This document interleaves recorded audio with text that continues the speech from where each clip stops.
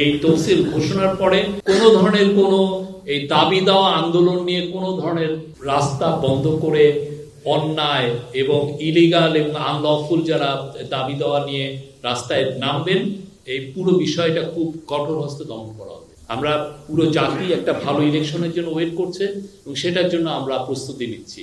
আমরা দেখছি যে কেউ আসলে অনেক গ্রুপই তারা ওয়েট করতে চাচ্ছেন না, তারা অনেক বেশি এবং অনেক ক্ষেত্রে অপ্রয়োজনীয় বিষয় নিয়েও তারা অনেক ধরনের আন্দোলন করার চেষ্টা করছেন।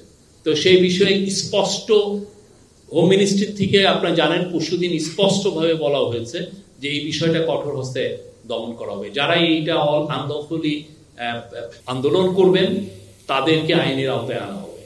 আমরা মনে করি আইন শৃঙ্খলা পরিস্থিতি খুবই ভালো আছে। আমরা আপনাদেরকে রিকোয়েস্ট করব পুলিশ হেডকোয়ার্টারের সাথে কথা বলবেন। তারা আপনাদেরকে গত 6 মাস বা গত 6 বছরের আইন শৃঙ্খলা পরিস্থিতির একটা স্ট্যাটিস্টিক্স আপনাদেরকে দিবেন এবং আমরা যা স্ট্যাটিস্টিক্স দেখছি এবং আমরা দেখছি যে আইন শৃঙ্খলা পরিস্থিতি অনেক ভালো। আমরা আশা করছি এবং সেই বিষয়ে আমাদেরকে যথেষ্ট প্রস্তুতি আছে। আপনি জানেন যে এই নির্বাচনকে সামনে রেখে 1.5 লক্ষ পুলিশকে ট্রেনিং দেওয়া হয়েছে, 5.5 লক্ষ আনসারের ট্রেনিং শেষ পর্যায়ে বা অলরেডি শেষ হয়ে গেছে। বডি অন ক্যামেরা কিভাবে চালাতে হয় সে নিয়ে ট্রেনিং হচ্ছে, সিসিটিভি টিভি এটা নিয়ে ট্রেনিং হচ্ছে। মাঠ পর্যায়ে পদায়ন অলরেডি হয়ে গেছে, ওসি, এসপি, ডিসি, ইউএনওদের পদায়ন হয়েছে।